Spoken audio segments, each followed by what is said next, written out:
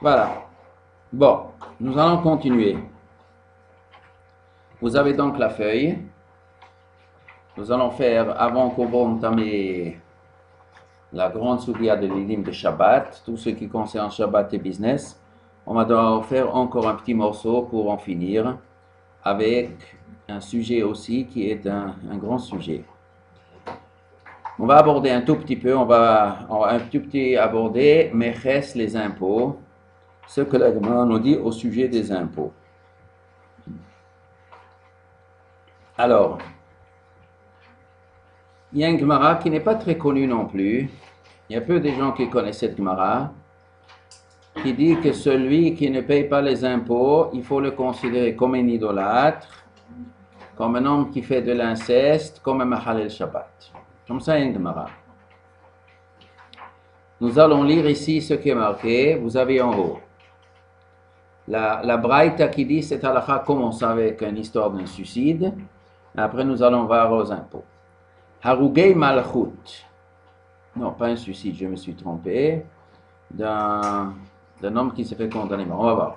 Je lis ici le texte. Vous avez le texte. Harugei Malchut. Les gens qui étaient condamnés à mort par le gouvernement. En monin mehen kol davar. On ne s'empêche pas de s'occuper d'eux pour tout ce qu'il faut. Ça veut dire quoi? Quand quelqu'un barminan quitte le monde, donc il faut l'enterrer, il faut lui donner du kavod, on fait 7 jours de shiva, on dit kaddish, etc. Un enterrement. Kavod ha'adam, l'honneur, il faut honorer une personne quand il est vivant, il faut honorer une personne quand il est mort. Alors maintenant, quelqu'un qui s'est fait condamner par le gouvernement, alors le roi était fâché avec lui. On ne dit pas, bon, alors, on ne s'occupe pas de lui, on s'occupe de lui, on l'enterre avec respect et tout. Harugei malchut en monin mehen kol davar. On ne les prive pas d'aucun signe de respect. Mais matai matrilim limot lahem. À partir de quel moment on commence la avilut? La avilut commence normalement quand on enterre. Qu'est-ce qu'il se passe si le roi ne laisse pas enterrer le cadavre? Autrefois, il existait des rois qui pondaient des gens, après on le laissait 1 semaine, 2 semaines pondu, on le jetait on le laissait aux prisons dans un trou et il ne donnait pas le corps. Alors, il ne donne pas le corps, on ne peut pas enterrer le corps. Est-ce qu'on commence la Shiva ou on ne commence pas la Shiva? Excusez-moi qu'on aborde un sujet un peu, comment on dit, morbide, comment on dit ça. Mais bon, alors, de toute façon, c'est que l'étude, il n'est pas mort pour le moment. Alors, Matrilim l'ilmot lahem sha'a she'ityash milishol. Depuis que la communauté fait yi'ush, on désespère de retrouver le corps. Tant qu'il y a des gens qui vont aller là-bas, chez le roi, chez les gouverneurs, donnez-nous le corps, on veut l'enterrer, on va l'amener au cimetière. Tant qu'on discute, les gens, ils ont un espoir. On ne commence pas la Shiva.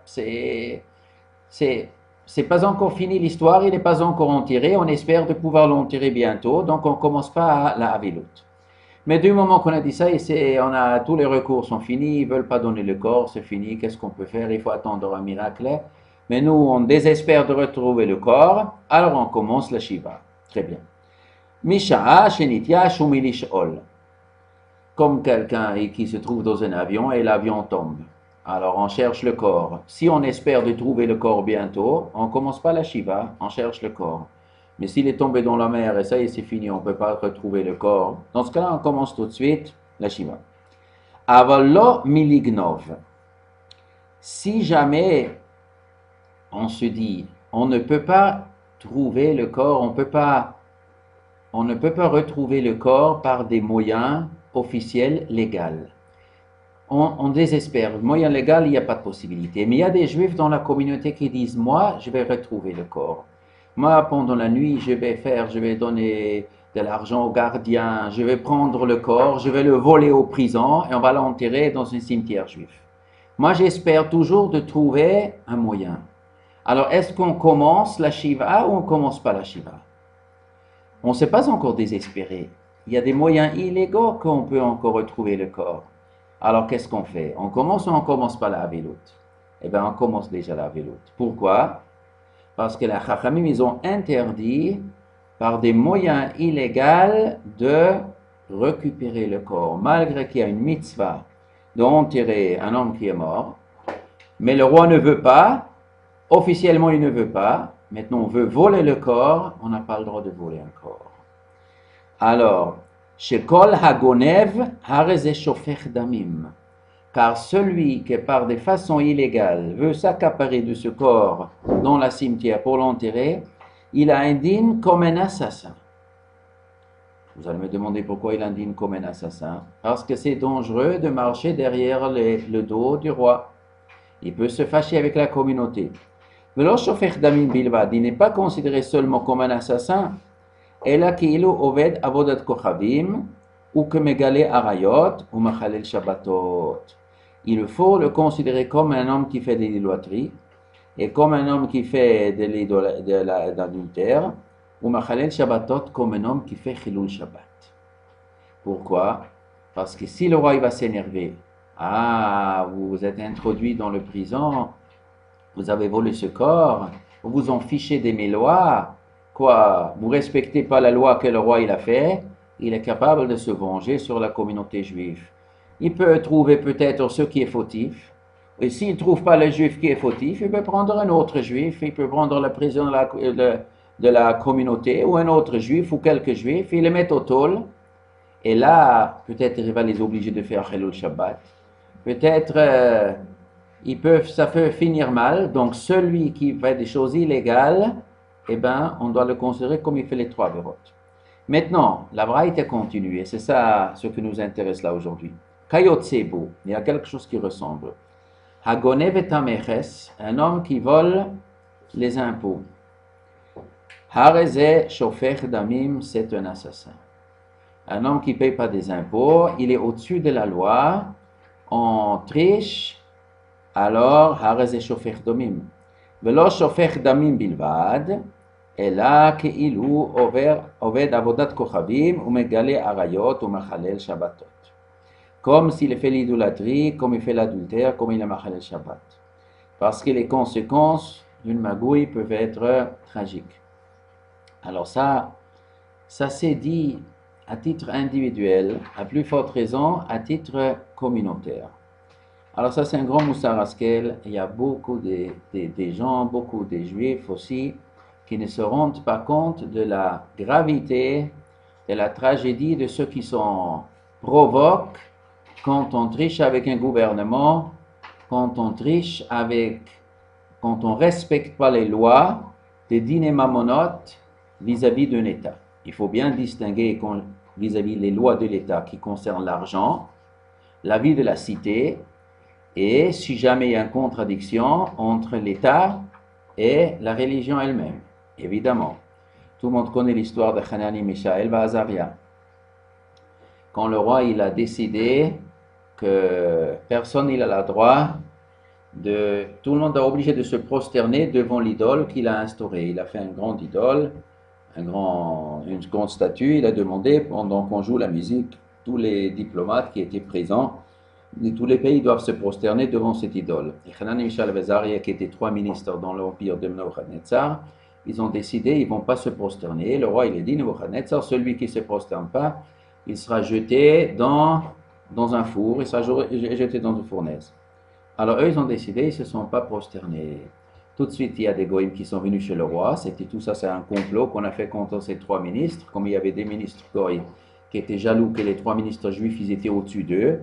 On voulait liquider ces 3 ministres juifs. Donc ça, c'est un complot qu'ils ont fait. Comme il est marqué dans Sefer Daniel, ils sont partis chez Nebuchadnezzar, ils ont dit, vous avez bien dit que celui qui ne se prosterne pas devant la statue, votre statue, alors il sera jeté dans la fournaise. Il a dit, bien sûr. Il dit, voilà, il y en a 3 juifs, aux 3 ministres là, les super ministres, ils ont refusé de se prosterner. Alors on les a appelés. Alors Nebuchadnezzar les dit, vous avez entendu la loi qu'on sera jeté dans la fournaise? Oui. Et vous n'êtes pas prosterné, c'est vrai? Oui, c'est vrai. Alors Nebuchadnezzar, il leur a dit, écoutez bien comment il a dit. Est-ce qu'il n'existe pas chez vous une loi qui s'appelle Dina Damalchuta Dina, la loi de l'État fait loi, ça vous engage, vous les Juifs, vous êtes engagés de respecter la loi de l'État? Ils ont répondu oui, Dina Damalchuta Dina. C'est très intéressant, d'où Nebuchadnezzar, il savait cette règle de Dina Damalchuta Dina pour les Juifs. Ça veut dire qu'il y avait des Juifs qui lui ont raconté ça. comme c'est souvent le cas, qu'il y en a des juifs voyous qui donnent des arguments aux goyim contre les autres juifs. Bon, ça existe comme ça des juifs. Alors ils ont dit, alors Nebuchadnezzar il a dit, mais chez vous, vous avez bien halakha dina machuta dina? Ils ont dit exactement. Il a dit, voilà, moi je suis le roi, j'ai décrété qu'il faut se prosterner devant cette idole. Alors pourquoi vous n'écoutez pas ce que j'ai dit? Ils ont répondu que dina machuta dina, on dit vis-à-vis de l'argent.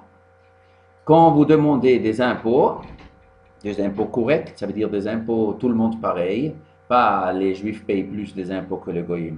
Si un roi il dit parce que vous êtes juif vous payez le double, ça c'est pas correct, on n'est pas obligé de payer d'après la loi.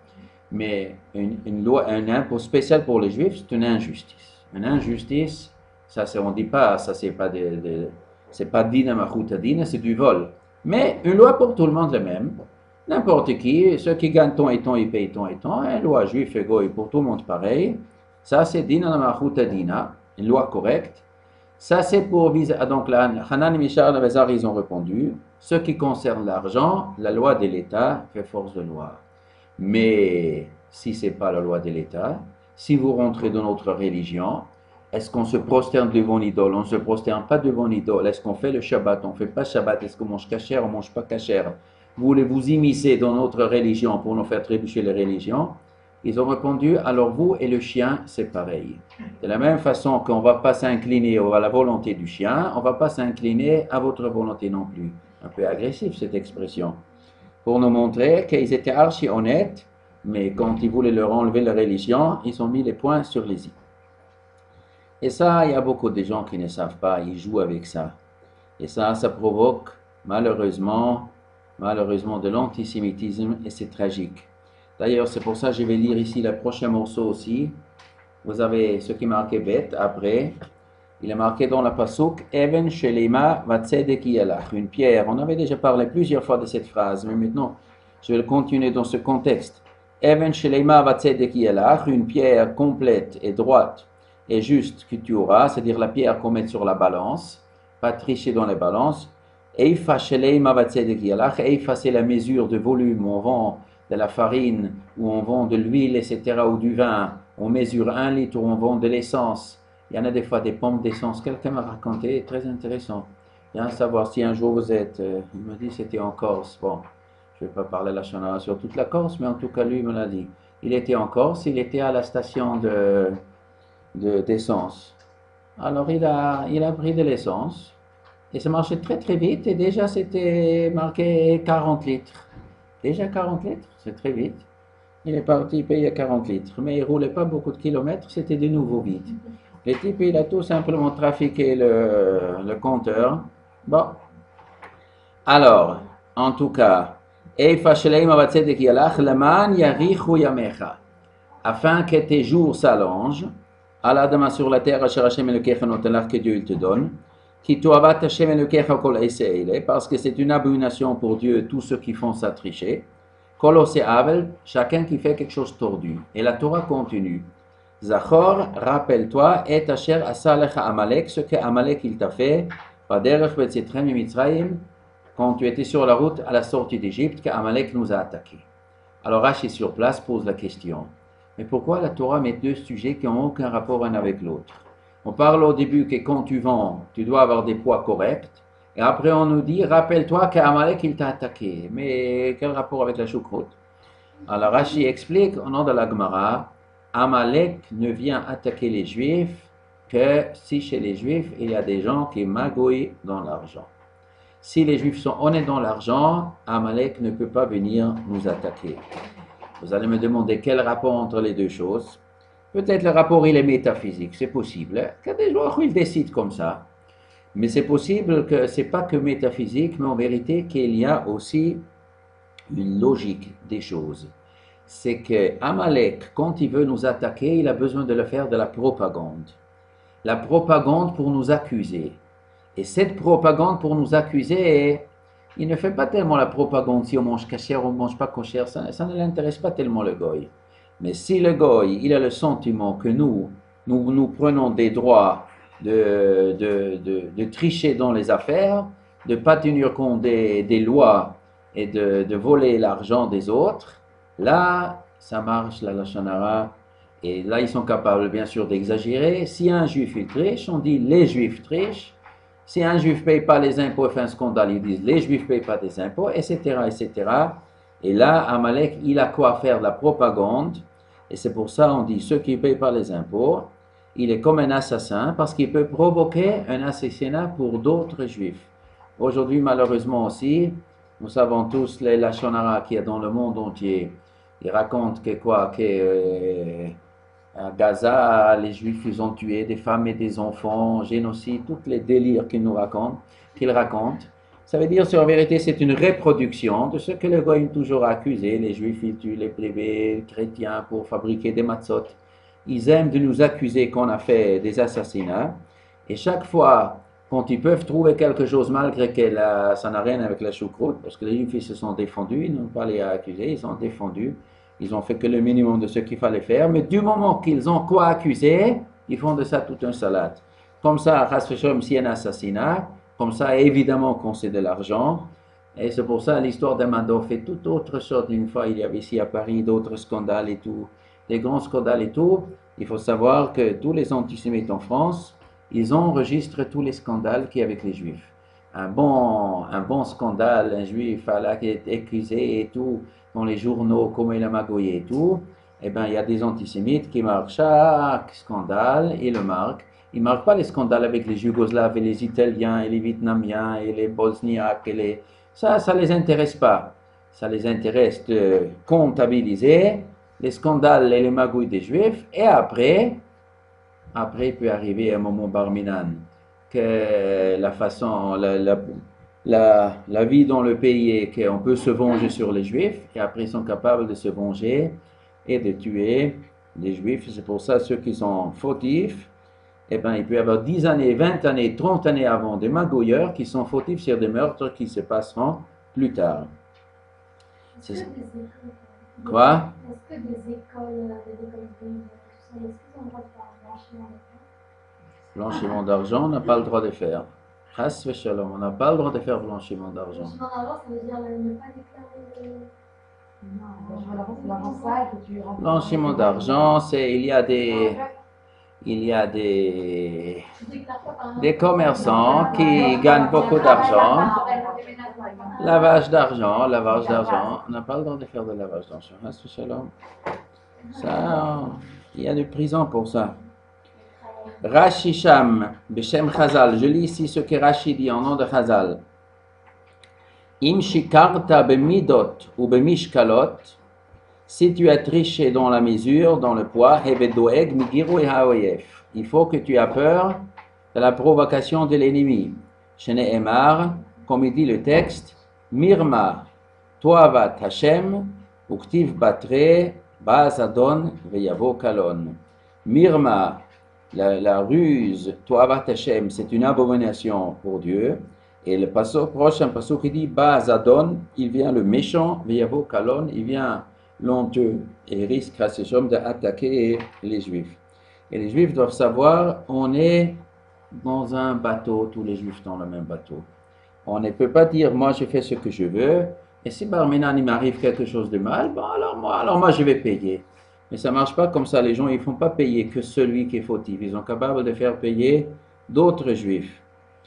Et ça c'est pour le bien, et pour le meilleur et pour le pire, Baruch Hashem. Un Juif il peut aider un autre Juif, mais un Juif peut aussi, malheureusement, apporter du mal à l'autre. Bon, nous allons maintenant abandonner l'histoire d'argent, nous allons rentrer maintenant dans Hilchot Shabbat. On change un peu le décor. Oui. Toutes les personnes qui travaillent pour moi, c'est la catégorie mais quand on embauche des femmes de ménage,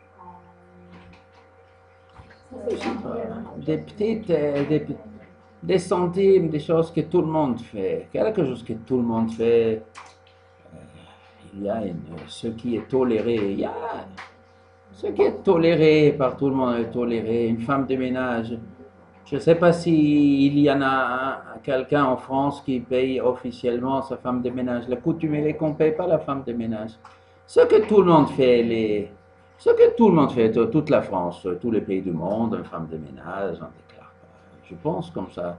Je n'ai jamais entendu quelqu'un déclarer Une femme de ménage. Ça, c'est quelque chose que personne fait. Fait personne. Bon, c'est comme ça. C'est comme ça. Brûler le feu orange. Est-ce qu'on a le droit de brûler un feu orange? Hein? On n'a pas le droit de brûler un feu orange. Voler la sécurité sociale, on n'a pas le droit de voler la sécurité sociale. Il y a des gens, Shalom, comme il y en a des cousins qui habitent en Algérie, ils viennent ici en France, ils s'inscrivent, ils ont 10 enfants, ils reçoivent l'allocation familiale, après ils partent habiter en Algérie et ils se font payer pendant des années. Il y en a qui peuvent le faire aussi dans d'autres pays, il y en a certains qui peuvent le faire avec Eretz Shalom, habiter en Eretz Israël.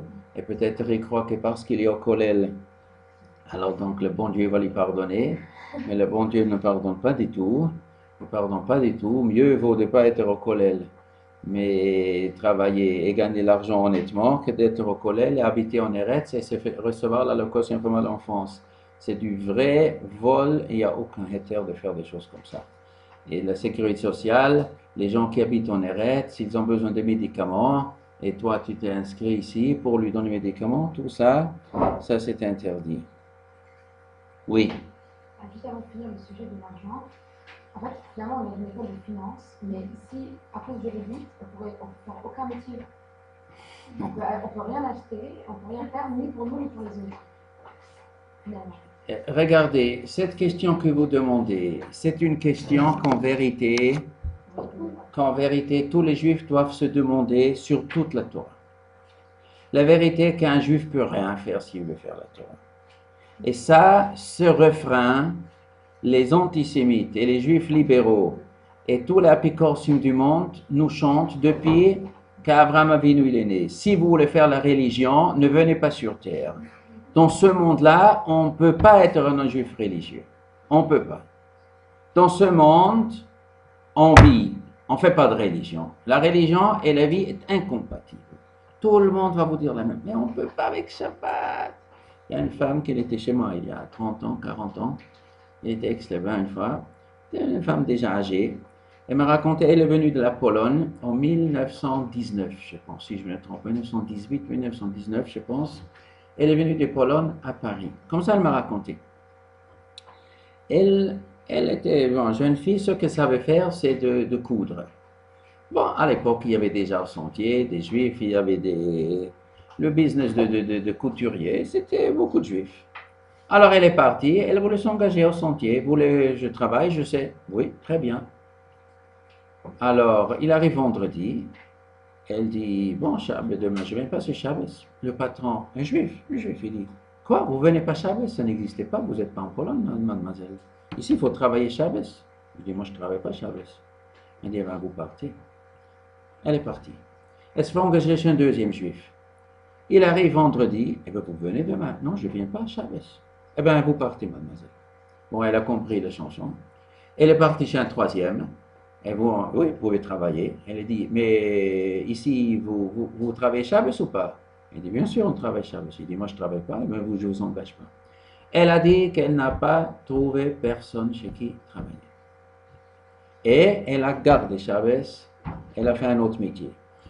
Tous les juifs, quand on est les premiers, il faut casser un mur. Tous. Que ce sera pour une école. Les premiers juifs qui sont venus en France, il y a 100 ans, il n'y avait pas d'école juive. Ici, c'est l'école, le truc. On ne peut pas faire une école juive. Ici, vous êtes fous. On ne peut pas. Ici, ce n'est pas fait pour une école juive. Ce n'est pas fait pour une yeshiva. Les premiers sont des pionniers. Un juif doit avoir un esprit de pionnier. Où il est, il y a la Torah qui compte. Et de faire confiance qu'on peut lui faire la Torah. Aujourd'hui, en Eretz, il y a beaucoup de juifs qui disent comme vous. On ne peut pas avoir un état religieux. Mais qu'est-ce qu'ils veulent les religieux? Ils veulent que tout le monde sera religieux. Mais ça n'existe pas. Mais il y a des usines, il y a des trucs, il y a la vie. On ne peut pas avoir un état religieux. Eh bien, nous, les juifs religieux, nous disons qu'on peut oui avoir un état religieux. Mais comment vous imaginez? Mais il faut changer beaucoup de choses. Oui, il faut changer beaucoup de choses. Mais il faut changer de tout en fond en comble. Il faut changer tout en fond en comble. Oui, il faut. Mais des gens qui ne veulent pas. Ah, ils ne veulent pas. Alors, le problème, c'est une question qu'on ne veut pas. On n'a pas confiance qu'Hachem va nous aider. Un juif, il doit avoir bitachon, Hachem va lui aider. il y a beaucoup de juifs, c'est vrai, des juifs qui partaient en France, comme je disais, ou des juifs en Amérique. Au 19e siècle, la première moitié du 20e siècle, il y avait des centaines de milliers de juifs qui émigraient de Pologne, de Russie, d'autres pays européens en Amérique. Et tous ont commencé à travailler Shabbos. Il fallait l'université, il fallait travailler Shabbos et tout. Après, Baruch Hashem, sont venus des gens qui ont dit on ne travaille pas Shabbos. Non, coûte que coûte. Qu'on va ramasser dans les poubelles des miettes, mais on ne travaille pas Shabbos. Ils ont cassé les murs et Baruch Hashem, aujourd'hui, depuis la Deuxième Guerre mondiale, on peut être un juif religieux, il y a tout, il y a kasher, on peut garder Shabbos facilement. Mais les premiers qui sont venus, c'était très difficile, très très difficile. Aujourd'hui, on peut faire du business, mais c'est pas facile, vous avez raison. C'est pas facile, il faut, parce qu'on est seul, quand on est seul pour vouloir appliquer quelque chose, il faut casser les murs. Qu'est-ce qu'on peut faire? Vraiment, voir ce qu'on peut faire. C'est une question, c'est une question, c'est une bonne question. C'est une bonne question. Mais les gens, ils raisonnent comme vous raisonnez, et c'est pour ça que personne n'ose. Ouais. Il faut faire un crédit correctement, kasher, avec Eteriska, trouver un juif qui nous donne de l'argent avec Eteriska, trouver un goy qui nous prête de l'argent, faire quelque chose qu'on n'a pas besoin d'emprunter avec intérêt. Travailler, si on travaille pour des grands groupes, c'est pas mieux qu'on va se mettre à ne rien faire. Ça veut dire quoi, si vous travaillez pour un grand groupe? Dans une banque. Ah, si vous travaillez dans une banque. Ah, travailler dans une banque, est-ce que ça s'appelle je participe à des prêts? Ça, peut-être non. Peut-être ça c'est 8 permis. Ça c'est peut-être 8 permis. Parce que la banque de toute façon marche avec moi ou sans moi. Il n'y a pas du lifni vers l'otiten mirchol. Quand l'agma nous raconte que ceux qui signent un papier de prêt, ils transgressent l'ifni vers, c'est dans le cas où ils ne le signent pas, peut-être l'affaire ne se fera pas. Mais si l'affaire se fera de toute façon, ça ne change pas. Alors c'est possible que dans un groupe qui fait répéter, si de toute façon ils le font, peut-être il n'y a pas d'interdiction de travailler. Ça c'est possible.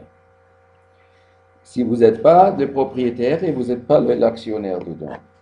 Maintenant, c'est après les rabbinim qui disent qu'on a le droit d'acheter des actions, dans ce cas-là, il n'y a pas de problème. Je ne dis pas que pas tout le monde pense que c'est ça sur des intérêts. Dans ce cas-là, c'est plus facile le business, c'est vrai. Si on pense que les actions n'ont pas d'intérêt, oui. Quoi? Moi, je parlais que de travail dans un groupe. Je ne savais pas comment on pourrait changer les choses. Quoi.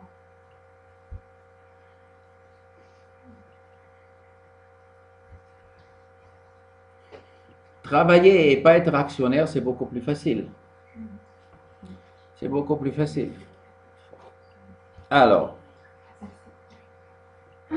maintenant, quand on travaille, on va parler bientôt pour Shabbos. Bon, on va rentrer maintenant dans la souga de Shabbat. Alors, maintenant, qu'est-ce que c'est le Shabbat? Bien sûr, c'est un sujet qui est très vaste.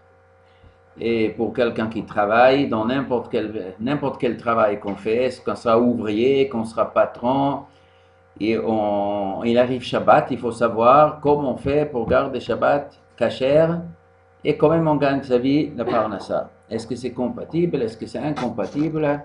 Comme je disais avant, il y a beaucoup de juifs qui disent on ne peut pas respecter le Shabbat si on veut gagner sa vie. Il y a beaucoup de juifs qui raisonnent comme ça et heureusement que la vie montre qu'on peut lui garder Shabbat. Mais des fois, en effet, c'est très difficile. Je ne sais pas si vous avez lu le livre de Rabbi Yitzhak Zilber. Vous avez entendu parler? C'est un juif en Russie. Bon, après, quand il était à un certain âge, il est venu en Eretz. Il a vécu là-bas encore 20 ans. Il est niftar il n'y a pas longtemps. Il est un tzaddik extraordinaire. Et il raconte sa vie, comment il a été à l'université en Russie, à Moscou et partout. Et comme il a gardé Shabbat avec un Messirot Nefesh, mais extraordinaire, sous le communisme, du début jusqu'à la vie, jusqu'à la fin de sa vie, toujours honnête et toujours garder les mitzvahs, et avec le KGB et tout, c'est vraiment une grande mitzvah de lire ce livre. Moi je pense que c'est une grande mitzvah de traduire ce livre en français, le vendre ici, parce qu'il est extraordinaire, c'est une vie extraordinaire qu'il faut s'inspirer, mais il n'est pas le seul juif, comme ça il y avait des milliers, des centaines de milliers de juifs. Pour nous en France, d'une certaine manière, c'est facile, mais pas toujours c'est facile, c'est vrai que des fois, il y a un grand nisayon. Moi, il y a des étudiants et des étudiantes en France, à Paris, ils sont 1000 fois plus religieux que moi, parce qu'on verra encore, des fois, il y a des examens qui tombent Shabbat, Et parce qu'on ne peut pas faire ses examens, il rate une année. C'est vraiment, kol hakavod, il y a beaucoup d'étudiants qui sont prêts à retaper encore une année pour ne pas transgresser Shabbat. C'est extraordinaire, c'est vrai. C'est ça qu'il faut faire d'après la Torah, mais c'est quand même extraordinaire des Juifs qui font ça. Alors, on va voir qu'est-ce que c'est Shabbat. D'abord, je vais lire quelques psukim qui sont marqués dans le Chumash. On va lire des psukim dans le Chumash, on va lire des psukim dans la Tanakh, on va lire des Gemarot, et après Shulchan Aruch pour connaître plus les détails. Alors, où figure le Shabbat la première fois dans la Torah? Dans quel parasha? Tout de suite, Bereshit. Tout de suite pendant la création du monde. Alors, je lis ici le pasuk. Vayivarech Elokim et Yom HaShvi'i vayikadesh oto. HaKadosh Baruch Hu, il a béni le 7e jour. Vayikadesh oto, il a sanctifié. Kibo Shabbat mikol melachto. Kibo, parce que pendant ce jour-là, Shabbat, HaKadosh Baruch Hu, il a chômé, mikol melachto, de tout son travail, Asher bara Elokim, de ce que Dieu il a fait, la asot pour faire. Donc ici, à l'introduction de la Torah, Briat HaOlam, HaKadosh Baruch Hu, il a créé le monde en 6 jours, et le 7e jour, il a fait Shabbat. Grâce à ce phénomène, qu'il n'a pas travaillé ce jour, la Torah appelle ce jour, Vayivarech oto, il a béni ce jour, Vayikadesh oto, il a sanctifié ce jour. Ce jour, il est sanctifié et il est béni. Donc ça, c'est déjà, on rentre déjà dans la matière. Qu'est-ce que c'est Shabbat? Le Shabbat, c'est une Kedusha, le Shabbat, c'est une Bracha. Le Shabbat, c'est quelque chose que lui-même, il fait Shabbat. Lui-même, il vit le Shabbat. Lui aussi, il a, si on peut dire entre guillemets, il a respecté le Shabbat. C'est lui qui est le premier à respecter le Shabbat, de travailler 6 jours. Il a créé le monde en 6 jours. Et le 7e jour, il a chômé. Donc, chaque Juif, la Torah nous raconte, chaque Juif, il travaille 6 jours. Et le 7e jour, il ne travaille pas pour témoigner que le monde appartient à Kadosh Baruch Hu. Donc, ce témoignage, il est d'une importance capitale. On dit dans la Gemara, ceux qui gardent Shabbat, c'est comme ils gardent toute la Torah. Ceux qui transgressent le Shabbat, c'est comme ils transgressent toute la Torah. Et ce ne sont pas seulement des mots philosophiques, il y a des implications halachiques. On dit à l'époque de la Gemara, en tout cas, Hamachalel Shabbat beparesia, celui qui transgresse le Shabbat en public, il foule avec ses pieds le Shabbat, eh bien, il est comme un goy, il a un halakha comme un goy, ça veut dire c'est le pire de pire, il est exclu de la communauté complètement. Pourquoi? Parce que c'est le ABC. C'est la première des choses qu'un juif il doit faire. Il doit dire qu'Akadosh Baruch Hu, il a créé le monde, il doit le manifester en faisant le Shabbat, et comme souvent, en effet, garder le Shabbat, c'est pas facile. S'abstenir de tout travail, Shabbat, c'est pas facile. Et des fois, en effet, il y a une perte d'argent. On ferme le magasin, on perd une clientèle. Donc, un juif qui ferme son magasin Shabbat, il témoigne, moi je suis juif, je crois que le monde appartient à Hashem. Et ça, c'est quelque chose d'extraordinaire. On dit Baruch Ber Leibovitz, quand il passait à côté d'un magasin, c'est un grand rosh yeshiva en Lituanie, quand il passait à côté d'un magasin juif Shabbat qui était fermé, alors il passait à côté, il était très émotionnel, il embrassait la serrure. Ah, la serrure du Shabbat, il a fermé, il a embrassé. La Kedusha des Shabbat, voilà, il témoigne, ce juif, il témoigne c'est le Boré Olam. C'est pour ça, parmi les condamnations à mort, la pire des condamnations à mort, c'est ce qu'il a, c'est la lapidation, et c'est pour celui qui transgresse le Shabbat. Parce que Shabbat, c'est témoigner qu'Akadosh c'est le Boré Olam, et ça, c'est le début de tout. Toute la Torah commence, d'abord, il y a un patron dans ce monde, le monde n'est pas Hefker. Ceux qui transgressent Shabbat, c'est comme ils manifestent, je ne crois pas qu'Akadosh c'est le patron du monde. Tu crois qu'Akadosh il a créé le monde? Eh bien, Akadosh il a créé le monde en 6 jours, et 7e jour il a chômé, fait un geste pour montrer qu'Akadosh c'est le patron du monde. Et donc, ce Shabbat, respecter le Shabbat, la Torah dit il y a une bracha dedans. Vayivarech Elokim et Yom HaShvi. C'est-à-dire quoi? Il y a une bracha. Une bracha, une bénédiction. Ça veut dire celui qui fait Shabbat, il participe à la bénédiction qu'Akadosh Baruch Hu donne. Bénédiction, ça veut dire parnassa, bénédiction, ça veut dire la santé, bénédiction, ça veut dire de l'honneur, bénédiction, ça veut dire des enfants, bénédiction, c'est tout. Béni par Hachem. Ce qui fait Shabbat, il est béni par Hachem parce que le Shabbat, il amène une bénédiction. Vaïkadesh Oto, il a sanctifié, c'est un jour de Kedusha. C'est un jour de Kedusha. Nous allons voir cette Kedusha, comment ça se manifeste. Bien sûr, d'abord, ça se manifeste qu'on ne travaille pas, mais il y a d'autres gestes, manifestations d'un jour saint, un jour élevé. On va voir avec les habits, il faut avoir des habits de Shabbat, il y a la nourriture de Shabbat, il y a l'atmosphère de Shabbat et les chansons, et c'est tout un ensemble, c'est le jour du, entre guillemets, chez les goyim, ils disent du jour du Seigneur. On s'attache à Kadesh Baruch Hu ce jour, et Kadesh Oto. Donc ça, c'est le premier pasouk, déjà dans Parshat Bereshit. Maintenant, nous allons voir un autre pasouk dans Parshat Shemot, dans les Serat Adibrot, Zachor et Yom HaShabbat le Kadesho. Rappelle-toi le jour de Shabbat pour le sanctifier. Alors, tout le monde connaît le pasouk, la suite du pasouk, Zachor et Yom HaShabbat le Kadesho, Sheshet Yamim Ta'avot, 6 jours tu travailles, ve Yom HaShabbat l'Hashem Elokecha, lo ta'aseh kol melacha, ata, ubidcha, avdcha, va'amatcha, ובהמתך וגרך שבשעריך כי ששת ימים עשה השם את השמים ואת הארץ את הים ואת השבוע וינח ביום השביעי על כן ברך השם את יום השבת ויקדשהו. Donc ici la Torah nous dit tu dois garder le Shabbat toi et ton fils et ta fille et ton serviteur et ta servante et ton animal, tes animaux, tout le monde, même les animaux doivent faire Shabbat. C'est-à-dire quoi? Même les animaux ils doivent faire Shabbat. Je n'ai pas le droit de laisser mon taureau labourer Shabbat. Je n'ai pas le droit de laisser mon âne porter une charge dans la rue Shabbat. Les 39 melachot qui sont interdits pour un juif sont aussi interdits pour l'animal du juif. L'animal aussi doit se reposer. La pasuk dit Leman yanuach shorcha v'chamurecha v'yinafesh ben amatra v'hager, afin qu'il se repose ton taureau et ton âne. V'yinafesh ben amatra est le fils de ta servante, v'hager est l'étranger qui se repose. Tout le monde doit se reposer Shabbat.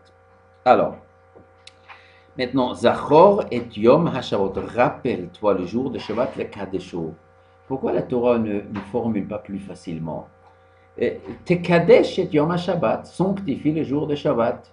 Pourquoi le pasuk qui commence avec Zachor, rappelle-toi pour sanctifier? Sanctifie, voilà, on peut parler direct. Sur ça, la Gemara nous raconte, et ça c'est très important, que le Shabbat, il faut sanctifier pendant Shabbat, oui, mais se rappeler, il faut depuis le dimanche pour le prochain Shabbat. Zachor, rappelle-toi que dans quelques jours va arriver Shabbat, et organise, la Gemara nous raconte, le mot Zachor veut dire, organise ta vie pendant la semaine de façon de ne pas oublier que dans quelques jours, il y aura Shabbat, tu dois les sanctifier. Qu'est-ce que ça veut dire? Je dois me rappeler dimanche. C'est pour quelqu'un, par exemple, qui veut prendre un travail. Dimanche matin, lundi matin, j'ai envoyé mon CV dans une usine. Je veux travailler chez vous. Oui, je veux travailler chez quelqu'un. Il faut lundi déjà prévoir qu'est-ce que je ferai Shabbat. Dans quelle situation? Est-ce que celui-là, il va me coincer Shabbat, il va m'obliger de transgresser Shabbat? Je ne pourrai pas s'en sortir de cette affaire-là. Donc le Shabbat, ça ne suffit pas que 5 minutes avant Shabbat, il dit « Oh là là, dans 5 minutes c'est Shabbat ». Ah, c'est trop tard pour s'organiser 5 minutes avant Shabbat. Il faut prévoir le Shabbat. Zachor, rappelle-toi, et Yom HaShabbat, afin la Kadesho, que tu puisses le Mekadesh. Donc bien sûr, dans le business, que vous êtes employé chez quelqu'un, que vous êtes patron, tantôt, quand on prend un métier ou on fait une école, bon, si on est dans une école, je vais voir, on n'a pas de problème, mais on va dans une école goy, il faut prévoir. Des fois, il y a des gens qui, j'ai déjà reçu des fois un téléphone, disent, voilà, ma fille s'inscrit dans une école, elle a commencé, maintenant on est obligé de venir Shabbat, qu'est-ce qu'elle fait? Qu'est-ce qu'on fait maintenant? C'est difficile, qu'est-ce qu'on fait maintenant? Ils sont engagés, on a déjà payé l'argent, maintenant ils obligent de venir Shabbat. Et on ne peut pas venir Shabbat. Alors je vais perdre l'argent. Mais alors il fallait prendre un autre métier depuis le début. Quand tu t'inscris pour être, je ne sais pas quoi, esthéticien ou diététicien ou n'importe quoi, kinéo, n'importe quoi, eh ben, c'est pas le vendredi après-midi, ça intéresse, est-ce qu'ici il faut venir Shabbat ou pas, ou à quelle heure on peut partir. Il me dit, oui, on peut, jusqu'à 4h30, il faut rester, mais après il faut prendre le métro. Alors il faut arriver à quel moment? Alors en été ça marche, mais en hiver comment? Il faut tout prévoir. En hiver, comment je vais faire? Et si on est obligé de rester à l'école jusqu'à 4h30, et en hiver, ou jusqu'à 4 heures, il n'y a pas de possibilité, il faut prévoir. Dans ce cas-là, je resterai là-bas. J'ai une amie qui habite à côté de cette école, eh bien, je vais passer Shabbat là-bas. Il faut prévoir les choses. Le Shabbat, ça ne s'improvise pas. Il faut le prévoir. C'est ça le sens. Zachor et Yom HaShabbat le Kadesho. Et aussi ce pasuk dans la Seret Debrot finit aussi Al Ken Berach Hashem et Yom HaShabbat Vayekadesho. Il a béni ce jour Vayekadesho. Ce jour béni, celui qui respecte le Shabbat, évidemment, il est béni par la Kadesh Baruch Hu. Comme il disait la Chavetz Chaim, des fois il y a des gens qui viennent demander une bénédiction chez un Rav. Alors, Chavetz Chaim, souvent il a dit, vous voulez une bénédiction, mais à Kadesh Baruch Hu, il a dit, la bénédiction, qui est-ce qui donne? C'est le Shabbat qui donne la bénédiction. Donc tu respectes le Shabbat comme il faut, et bien Kadesh Baruch Hu va te bénir. Alors, on raconte sur quelqu'un, un riche, il est venu chez le Chavetz Chaim, un type très moderne, très assimilé. Il a entendu, bon, alors il est venu chez le Chaim demander une bracha. Alors avant qu'il est venu, alors quelqu'un est venu chez le Chavetz Chaim, il dit, sachez, le monsieur là qui va venir bientôt, il a des usines et tout, mais tout, travail Shabbat et tout, il fait rien de tout. Bon, mais il donne beaucoup de staka. C'est un homme très généreux, il donne beaucoup de staka. Alors le type, il est venu chez le Chavetz Chaim, il a commencé à parler et tout. Il donne la main. Alors Chavetz Chaim, il a attrapé la main. Il a attrapé la main. Et après, il dit rien. Il dit rien. Après, il se met à pleurer. Il se met à pleurer. Et l'autre, il n'a pas compris. Qu'est-ce qui se passe? Pourquoi il pleure? Après, l'autre, il dit, pourquoi vous pleurez? Qu'est-ce qui vous arrive? Alors, il dit, à cause de votre main. À cause de la main. Il dit, mais regardez votre main, mais regardez cette main. Mais elle est en or, votre main. Une main comme ça qui donne tellement beaucoup de staka. Mais elle est en or, cette main. Et cette main tellement chère va être brûlée au Gehinnom. Brûlée au Gehinnom? Qu'est-ce qu'il y a? Une main en or brûlée au Gehinnom parce que vous travaillez Shabbat. Comme ça, il a dit. Alors, probablement l'autre. Hein, probablement. Probablement, il a. Alors, mais c'est pas facile quand on a une usine, quand tout il est arrangé, quand tout travaille Shabbat et tout. Nous allons voir après, est-ce qu'il y a des possibilités, comment faire quand on a un grand business et c'est difficile d'arrêter Shabbat, est-ce qu'il y a des possibilités? Nous allons voir après.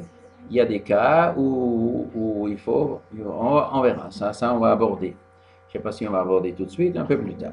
Alors, on va continuer. Il y a un passage qui dit Lotevar ou esh bechol moshvotichem beyom Shabbat. N'allumez pas le feu bechol moshvotichem dans toutes vos résidences beyom Shabbat le jour de Shabbat. Ça veut dire quoi dans toutes vos résidences? Ça veut dire que pas seulement à Paris, il ne faut pas chauffer les cheminées, même si tu as une maison à Courchevel, une maison de résidence, et c'est très froid aussi, il ne faut pas allumer le feu. Et le Zohar, il dit, Bechol moshvetichem, dans toutes vos habitations, c'est une allusion pour le Gehinnom, que celui qui, après son 20 ans, doit passer au Gehinnom. Alors, si jamais il a gardé le Shabbat, il a respecté le Shabbat dans ce monde, alors dans ce cas-là, dans l'autre monde aussi, Shabbat, il est tranquille, on ne lui allume pas le feu de Gehinnom. Donc, c'est marqué dans le Zohar, celui qui allume le feu Shabbat dans ce monde, quand il sera au Gehinnom, on va le brûler Shabbat aussi. Mais celui qui fait d'autres avérotes, mais il a respecté le Shabbat, pendant Shabbat, on met le feu de Gehinnom aux veilleuses, et il est tranquille, Shabbat. Même les Rechaïm, ils ont, la Shabbat, c'est tranquille. Et Motzei Shabbat, quand on allume le feu, alors ça continue à brûler le feu de Gehinnom jusqu'à l'homme il a la kapara. Donc le Torah, faites attention de ne pas allumer le feu, Bechol moshvetichem dans toutes vos résidences, beyom Shabbat. Après, il y a une autre histoire de Shabbat, bien sûr, dans la Torah, dans l'histoire du man. Le man, il est tombé tous les jours, et on sait que vendredi, le man est tombé 2 fois. Et tous les Juifs sont venus chez Moshe Rabbeinu, ils ont dit, mais qu'est-ce qui se passe? Pourquoi c'est tombé deux fois? Les Chemishne Mayomaim, et Moshe Rabbeinu, là, Moshe Rabbeinu a dévoilé le phénomène de Shabbat. C'était avant Matan Torah, quelques semaines avant Matan Torah, et 2 semaines avant Matan Torah. Re'u ki Hashem natan lechem et le Shabbat. Regardez, voici, Dieu vous a donné le Shabbat. Chez vous, Alken natan lechem Yomaim, c'est pour ça qu'il a donné vendredi le double. Chez vous, Ishtartav, que chacun il habite, reste assis tartav, à sa place. Lo yetze ish mimkomo beyom hashvi, que personne sort de son endroit, personne se déplace beyom hashvi. Il y a différents pshatim dans ce pasuk. Un pshat il est Lo yetze ish mimkomo, un homme n'a pas le droit de sortir de son endroit. Ça veut dire quoi? Je n'ai pas le droit de sortir de la maison pour aller chez mon voisin, pour aller à la synagogue, bien sûr. Mais un pshat il est pas sortir en dehors de la ville. Lo yetze ish mimkomo, mekomo ça veut dire la ville. Donc ça c'est l'interdiction de sortir en dehors du troum. On ne peut pas marcher plus que 2000 pas en dehors de la ville. Et l'autre pshat, lo yetze ish, il ne faut pas sortir quand on porte quelque chose. Comme Moshe Rabbeinu nous parlait aux Juifs, vous voulez peut-être chercher demain du man. Quoi, vous allez mettre une bolle et vous mettre une bolle dans la main ou dans votre poche pour chercher le man? Mais non. Lo yetze ish mimkomo beyom hashvi, que personne cherchera avec une bolle la manne, parce qu'on n'a pas le droit de porter dans la rue Shabbat. Ça, c'est l'autre pshat dans le Chumash. Après, nous allons citer un pasuk dans Yeshaya Hanavi. Dans Yeshaya Hanavi, Shomer Shabbat Mechalelo, chacun qui garde Shabbat ne pas le transgresser. Mais Shomer Yado Measot Kol Ra, celui qui garde sa main de ne pas faire du mal. Az Tit Anag al Hashem. Dans ce cas-là, il y aura le plaisir d'être proche de Dieu, un plaisir divin, il va recevoir. Je vais te faire chevaucher sur les hauteurs de la terre.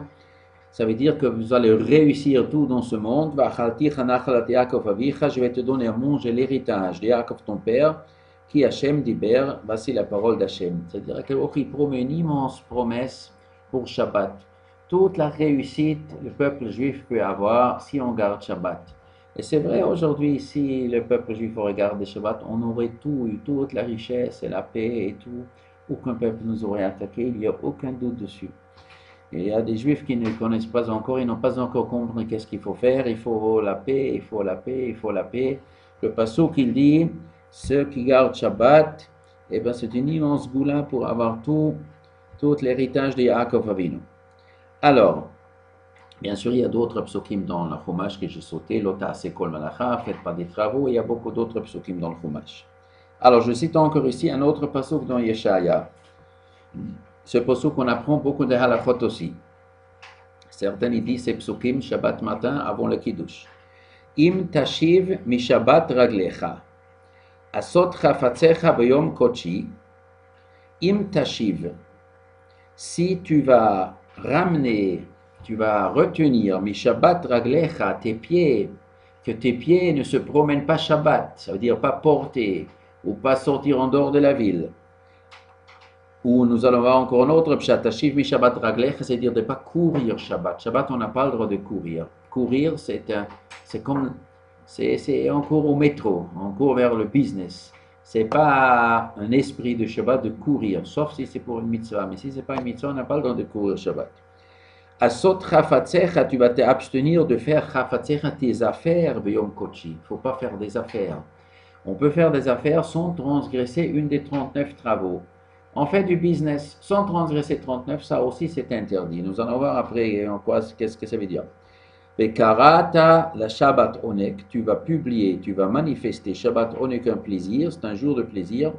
Les Kedosh Hashem, pour le toucher d'Hashem, Chubad, avec respect, Bechibadeto, tu vas respecter Dieu, mais asot de rachecha, de ne pas s'occuper de tes affaires, mim tzochef tzecha, pas s'occuper des affaires, mais d'aber d'avar et de ne pas parler une parole. C'est-à-dire quoi? Une parole d'affaires.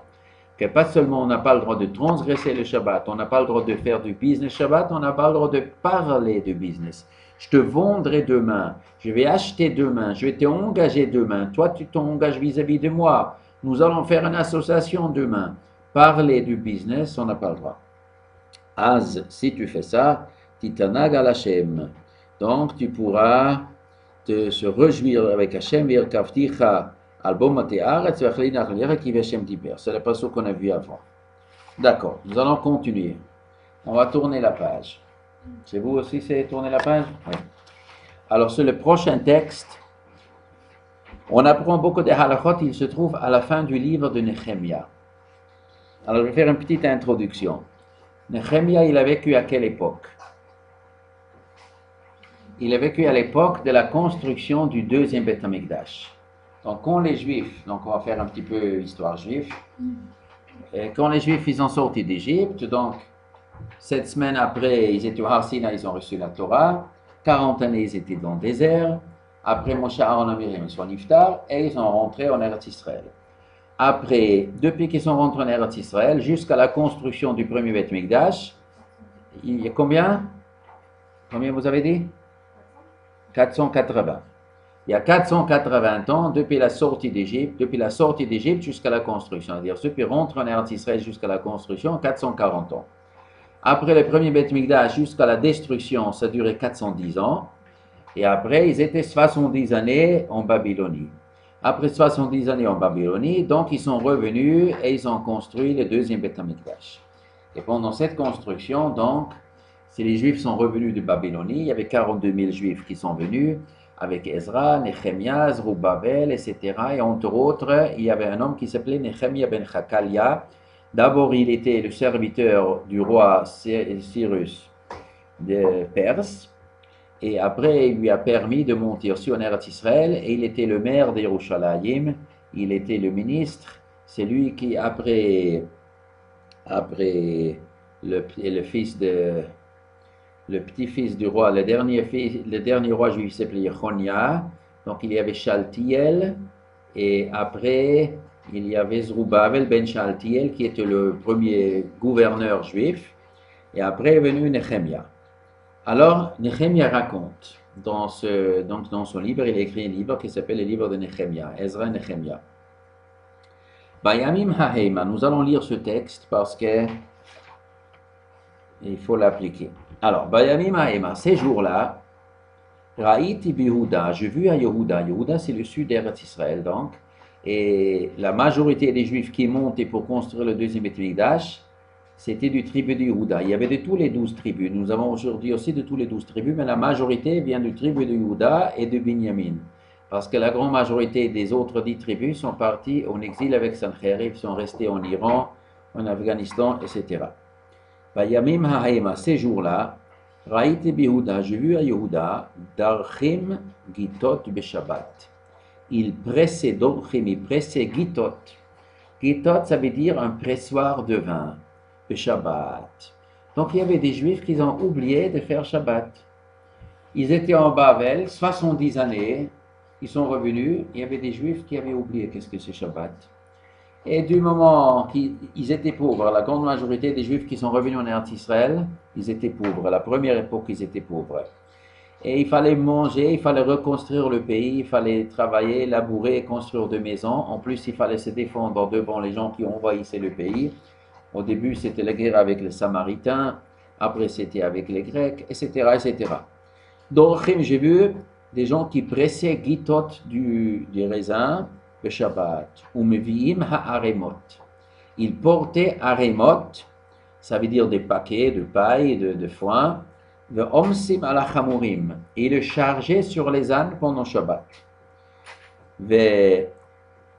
Ve'af yayin va'anavim otelim, du vin, des raisins et des figues. Ve'chol masat, toutes sortes de charges. Umevi'im Yerushalayim b'yom ha-Shabbat. Il est porté vers Yerushalayim les jours de Shabbat. Va'id bahem b'yom michram tzait. Va'id, alors je les avertis, Nehemia.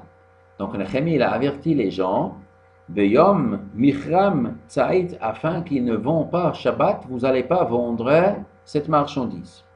Mais il y avait des goïms qui venaient du Liban. Tsour, c'est une ville au Liban, ça s'appelle Tyr aujourd'hui. Dans la Tanakh, ça s'appelle toujours Tsour. Quand les Libanais, les goïms libanais ont entendu que les Juifs revenaient en Israël, ils ont dit, on peut faire business avec ces Juifs. C'est des bons acheteurs. Alors, Hatzorim Yashvuba, donc les gens du Tyr sont venus à Yerushalayim, ils se sont installés à Yerushalayim. Muviim Dag, ils apportaient du poisson. Le chol mecher et toutes sortes d'autres marchandises, des marchands ambulants. Ou mochrim beshabbat libnei Yehuda berushalayim. Ils ont vendu aux gens de Yehuda et aux juifs de Yerushalayim. Va'ariva et Chorei Yehuda. Alors je me suis disputé, Nehemia raconte, je me suis disputé avec les ministres de Yehuda. Donc il y avait des ministres de Yehuda qui n'étaient pas très religieux dans la première époque. Vomra lahem, je leur ai dit, Ma hadavar azeh asher atem usim. Mais qu'est-ce que c'est en train de faire? Umchalim et Shabbat, vous transgressez le Shabbat. Haloko asu avotechem, n'est-ce pas? Ainsi faisaient vos parents. À l'époque du Brit Mikdash, il y avait des Juifs à Yerushalayim qui vendaient de la marchandise. Et Dieu a porté sur nous tout ce mal. Sur cette ville, la ville était détruite. Et vous, Mosifim Charon à l'Israël, vous ajoutez la colère sur les Juifs, la Chalel et Shabbat. Donc il a crié sur le fait qu'il y a des gens qui vendaient. Et ce fut Kasher Tzalelu Shar Yerushalayim Lifnei Shabbat. Quand Tzalelu Shar Yerushalayim, quand les portes d'Yerushalayim, le soleil doucement il est en train de se coucher avant Shabbat, va Omra, j'ai dit, va Yisgeru Hadlatot. On a fermé les portes d'Yerushalayim. Yerushalayim, il y avait un mur, Nehemia a construit un mur avec des portes. Donc on va fermer le mur avant le rentrée de Shabbat afin que les marchés ambulants, les goyim, ces Libanais, ne rentrent pas pour proposer leurs marchandises. Ils ont fermé la porte. Omra, je disais, n'ouvrez pas cette porte tant que le Shabbat n'est pas passé. Umina Orai et de mes jeunes, et Madeti al Sharim, donc il y avait des jeunes gens qui étaient très religieux, il les a installés à la porte et il les a avertis, Lo yavo masabeo Shabbat, que personne portera une marchandise Shabbat. Vayalinu harochlim, donc les mortiers ambulants, ils ont passé la nuit, ou mochre kol mimkar, tous ceux qui vendent de la marchandise, mais chutz l'Yerushalayim, pas mushtaim. Donc la première semaine, la deuxième semaine, qu'est-ce qu'ils ont fait ces marchés ambulants? Ils se sont installés derrière le mur. Alors, ça ne plaisait pas à Nehemia. Va'ida bahem, alors je les avertis. Va'amra alehem, je leur ai dit, Madou atem lanim neket achuma, pourquoi vous passez la nuit en face du mur? Im tishnu, si vous répétez encore une fois, yad eshlach bachem, je vais vous agresser. Pourquoi ils ne voulaient pas que ces gens-là ils restent derrière le mur? Hein? Ce sera tentant. Si les Juifs vont voir, il manque un peu de couscous, il manque un peu de figues, il a oublié d'acheter le dessert. Et derrière, il y a le goy qui a un super cacahuète, popcorn. Venez un peu, la Chouat Shabbat. Alors, il y a, les Juifs vont envoyer son petit-fils, achète-toi un peu de popcorn là chez le goy et ramène. Donc, ils ne voulaient pas que ces goyim-là restent derrière le mur. Mina et Taï, depuis ce moment-là, l'Obaou Shabbat, ils ne sont plus venus Shabbat. Donc, qu'est-ce que cette histoire nous raconte? Le guerre de Shabbat, comme aujourd'hui aussi en Yerushalayim souvent, ce qui passe ici, se passe aujourd'hui aussi. Il y a malheureusement certains Juifs qui ne connaissent pas encore qu'il faut faire Shabbat, ils roulent en voiture Shabbat. Alors on leur crie Shabbat, Shabbat, Shabbat, arrêtez. La guerre de Shabbat, comme il est aujourd'hui à Yerushalayim, il existait déjà il y a 2400 ans. Est-ce que ça nous calme, ça nous tranquillise ou pas? Je ne sais pas. En tout cas, à l'époque aussi, Nehemia était obligé de lutter pour instaurer qu'on garde le Shabbat correctement à Yerushalayim, mais il a réussi. Il a réussi. Aujourd'hui aussi, il faut réussir. C'est peut-être un peu plus difficile qu'à l'époque. En tout cas, on voit ici que Nehemia, il a crié, il a chassé les goyim, il a crié sur les Juifs et gardé Shabbat. Après, ça y est, c'est fait, le Shabbat était instauré et après, les Juifs gardent le Shabbat jusqu'à après, est arrivé la catastrophe avec les Grecs. Ça, c'était beaucoup plus tard, 150 années plus tard, avec les Grecs, l'assimilation avec les Grecs, et tout. De nouveau, ça, le Shabbat, il a reçu des coups. Mais en tout cas, à ce moment-là, Nehemia, il a réussi. Alors, nous allons lire quelques ma'amarim maintenant. Kol ha'machalel Shabbat beparesia, ça j'ai déjà dit avant, haru ka'akum lechol devarav. Celui qui transgresse Shabbat en public, il est considéré comme un goy pour tous ses halachot. Bon, pas pour la halacha, que s'il marie une femme, que la femme est mariée, bien sûr. Et pas pour la halacha, il peut faire tchouva, bien sûr il peut faire tchouva. Mais nous gardons distance de cet homme comme s'il ne fait pas partie de notre peuple.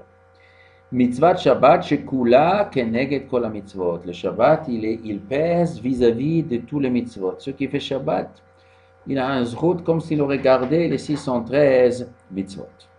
Bon. Maintenant, nous allons voir encore une Gemara. Qu'est-ce qui se passe vendredi après-midi?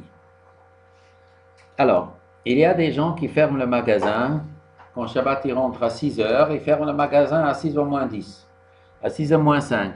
Ils arrivent à 6h moins 1 à la maison. Après, il faut faire encore le bain. Et après, il faut faire encore chercher la chemise au magasin et tout. Et on gratte un peu. Et tout ça, ça c'est pas bon. Tout ça, le Shabbat il rentre. Et bien, on n'a plus le droit de travailler.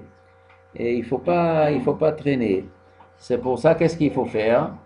La Kedusha Shabbat demande prévoir, arrêter un peu plus tôt. Laisser le temps de préparer le Shabbat afin qu'on n'arrive pas à un Chilul Shabbat.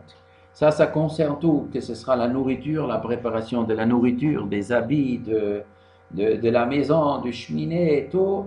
Il faut prévoir, il ne faut pas laisser les choses pour la dernière minute. C'est pour ça la Gemara dit dans Psachim, Haoseh melacha ba'arvei shabbatot veyamim tovim min hamincha u'lama'ala. Celui qui travaille Erev Shabbat ou Erev Yom Tov min hamincha u'lama'ala, après mincha, ça veut dire proche du Shabbat, il continue, il veut gratter jusqu'à la dernière seconde, faire les travaux.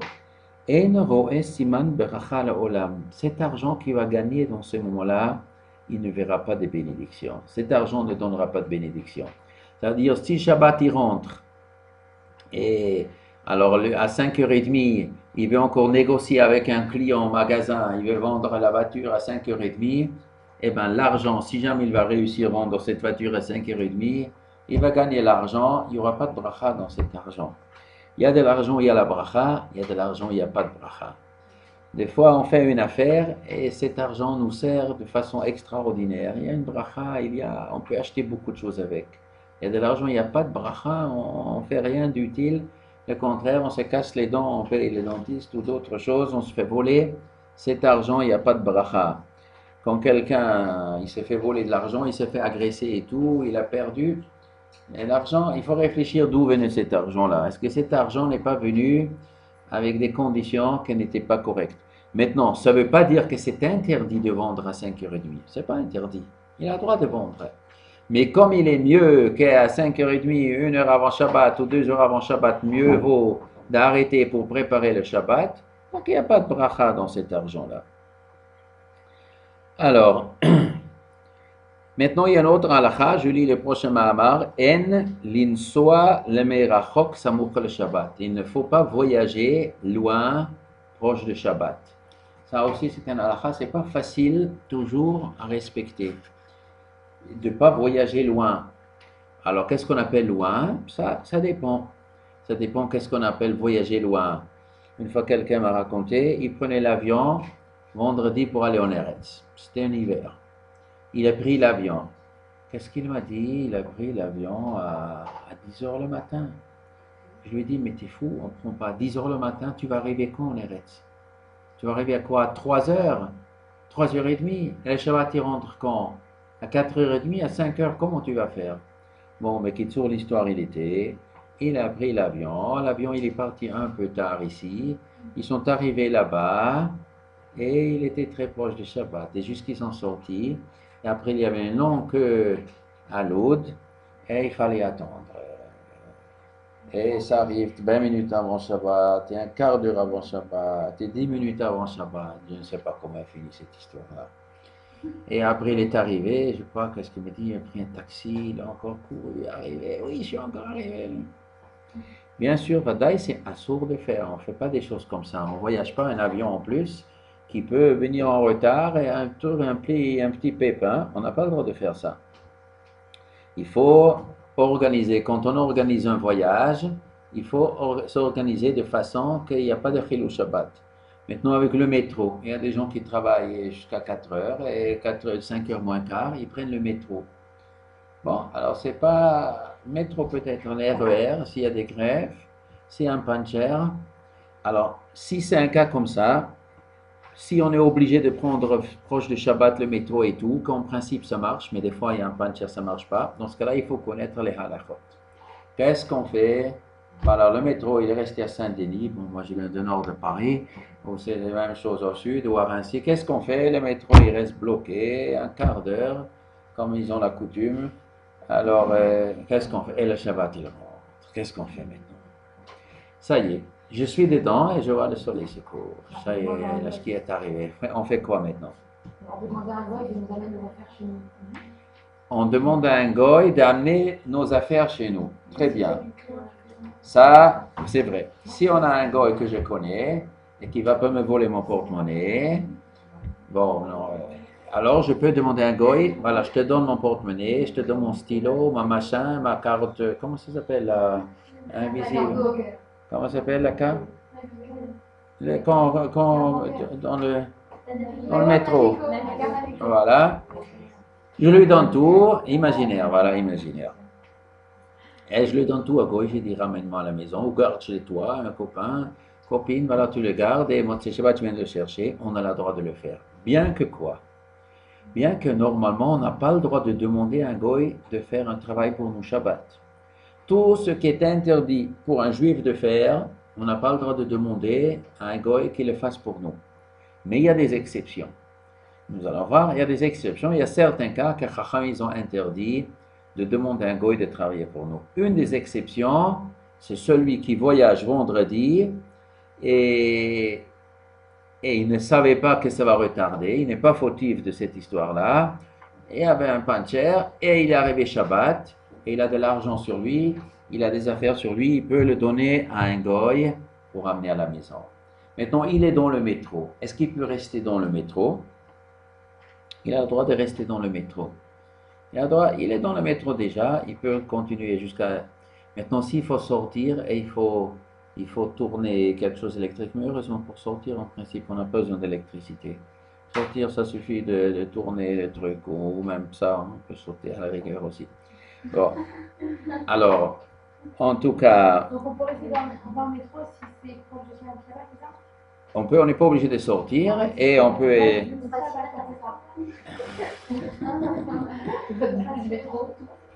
Alors, maintenant, si on sort en dehors de l'Utrum, dans ce cas-là, c'est un autre problème. Dans ce cas-là, ça change tout. Si quelqu'un il habite à Creil, ou il habite en dehors du Trum, c'est-à-dire Paris et les villes qui sont autour de Paris, ou les villes qui sont collées une à l'autre, que ce sera le nord, Saint-Denis, Sarcelles, Garges, ou à l'est, Rincy, Millemont, Gagny, tout ça c'est une ville. Ça c'est considéré Paris est très grand d'après la Torah.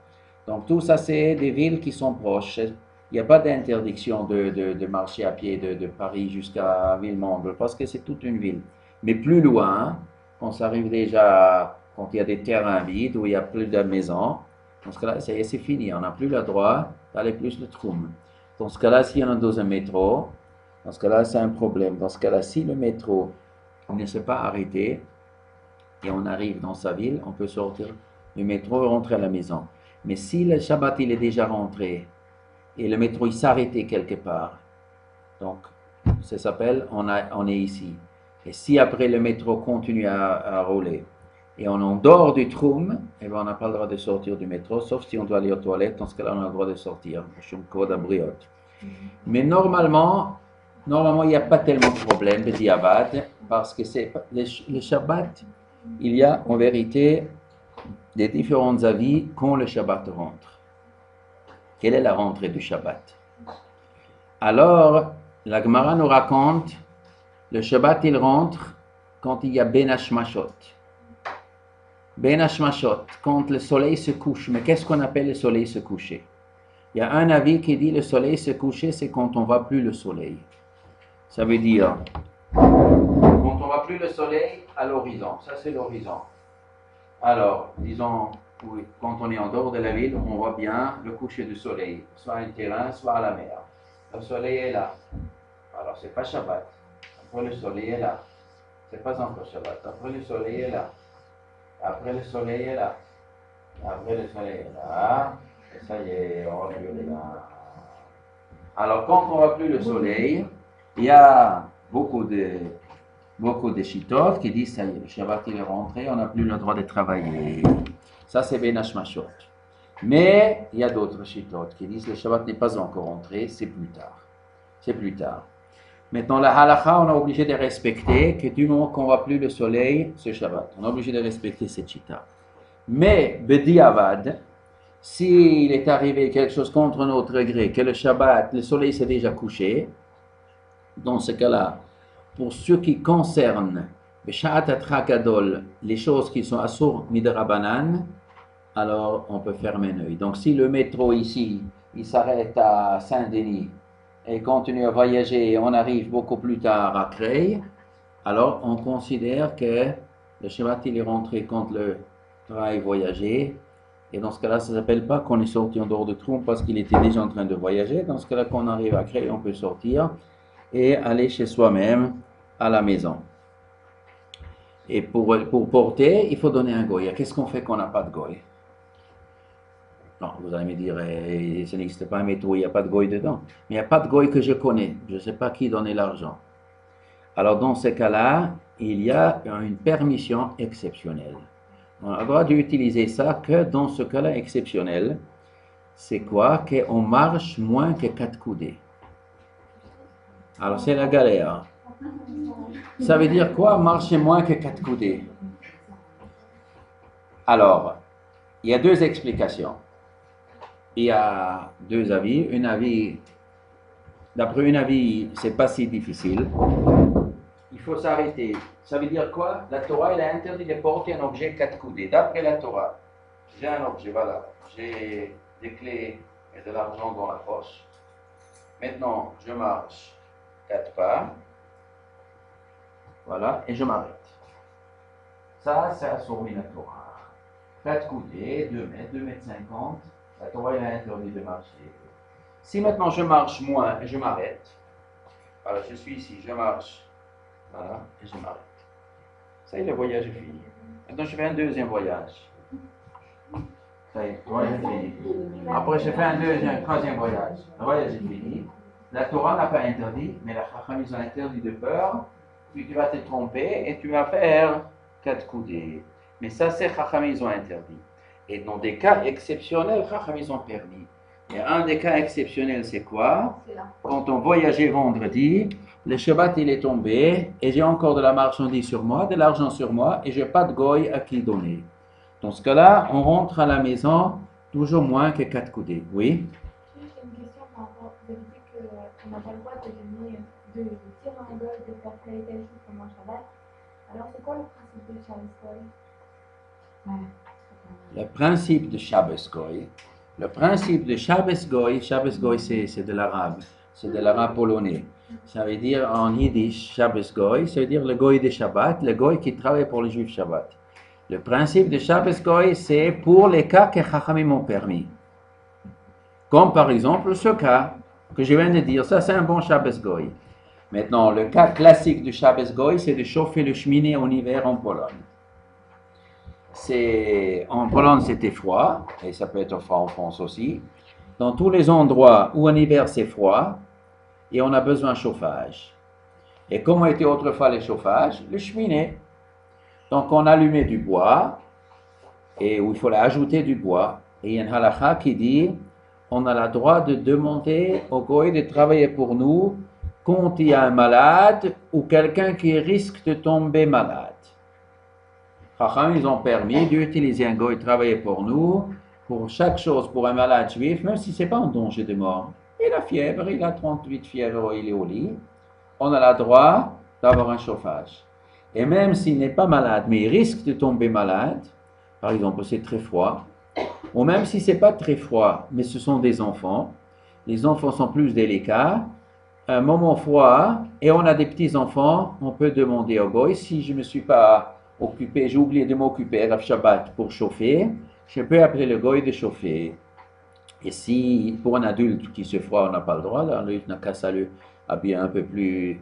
Mais si un adulte il est aussi un peu légèrement malade, ou c'est très froid, quand même un adulte risque de tomber malade, dans ce cas-là aussi, on a le droit de demander au goy de chauffer.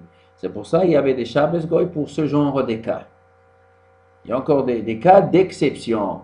Mais Stam Shabbos Goy, parce que je veux faire ça, tout ce qui est interdit, je ne peux pas prendre un Shabbos Goy, ça ne marche pas. Alors,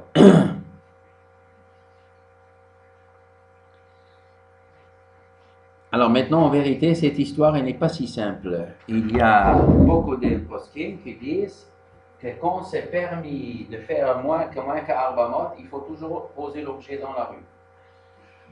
Ça veut dire que j'ai ici l'argent, alors je marche 2 pas, ça ne suffit pas de s'arrêter, mais il faut que je pousse.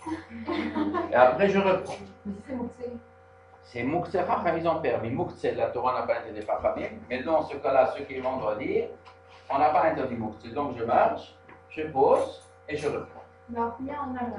Alors comme ça. Alors si vous habitez maintenant un quart d'heure de la gare, et vous avez 3 km, dans 3 km, il y a normalement 3000 mètres.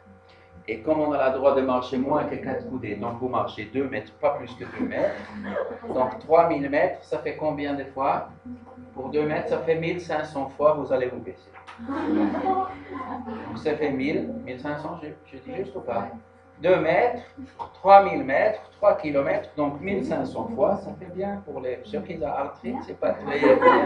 Pour cela, c'est pas très conseillé de le faire. Est-ce qu'on peut donner un vent dans la pose d'objet, on donne un coup avec le pied, alors là, vraiment, il risque de vous ramasser pour mettre dans l'ordi. C'est chez l'homme. Mais j'ai ici mes clés. Alors, je vais dans la rue. J'ai le droit à condition que ça passe pas 4 coudées. Si ça passe coudées, ça soumet la Torah. Donc, il faut faire comme ça. Et après, de nouveau. Et il va faire comme ça 3 km. Il va passer comme ça la rue, le feu rouge.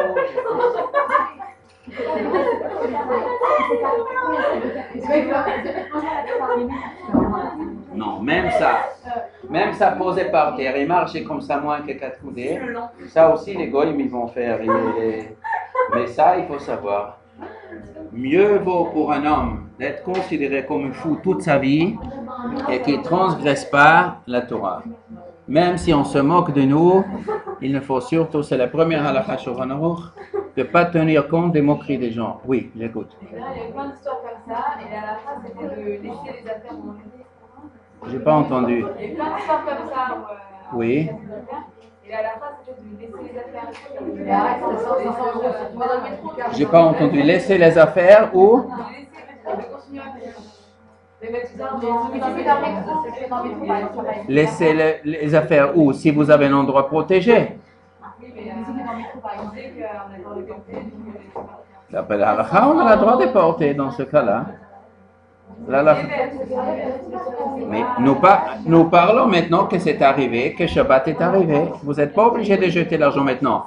Si vous avez 10 € et vous dites je ne veux pas me promener ici pendant 3/4 d'heure avec ce système-là, bon, je vais jeter les 10 € et tout. Vous avez le droit de le faire. Mais vous n'êtes pas obligé. Et si ce n'est pas 10 €, et si c'est 100 €, si c'est 1000 €, et si c'est 10 000 €, si c'est 100 000 €, pour 100 000 €, mieux vaut de faire 1500 fois s'incliner le genou pour sauver ces 10 000 €, non? Et ça peut être le passeport, ça peut être plein de choses. Maintenant, la question elle est comment on rentre à la maison avec tout ce système? Tout ce système-là de marcher moins que 4 coudées, ça c'est bien tant que je suis dans la rue. Mais quand j'arrive devant ma maison, comment je vais faire rentrer ça dans la maison? Dans ce cas-là, il faut faire un chinois. D'après la Torah, si je jette un objet de reshut arabim, en reshut yachid, c'est interdit. Mais ça, c'est quand je jette comme ça. Mais si je jette comme ça, si je jette comme ça, la Torah n'a pas interdit, ça s'appelle un chinois. Donc, devant la maison, je jette l'objet comme ça. Je suis dans la rue, ça c'est ma maison, quelqu'un ouvre la porte et je jette. Et si c'est un paquet de 10 kilos, je jette le paquet comme Non, mais sinon, ça. je ne peux pas l'emmener jusqu'à la maison. Oui, je peux aller à la maison. Après, j'ai une valise. J'ai une valise 10 kilos. Alors, je roule, je m'arrête. Alors, la valise, ça c'est le mieux en vérité. Si vous avez une valise, vous traînez la valise 2 mètres et on arrête. Et vous lâchez. Et après, on peut continuer comme ça, on est encore presque normal. Et comme ça, on s'arrête. Et devant la maison, qu'est-ce qu'on fait? On ne peut pas la faire rentrer. Alors, il faut prendre et jeter en Ah, on arrière. peut pas la faire rentrer. Ou vous trouvez un goy là-bas, peut-être le dernier. Le dernier, il y a un goy, vous demandez goy, vous pouvez me faire rentrer la valise à la maison. Et ça, c'est aussi permis. Ça se paralyse. Quoi? J'entends pas. On doit demander ça par allusion, en vrai. On peut directement, pas besoin de faire allusion, vous avez le droit de demander directement.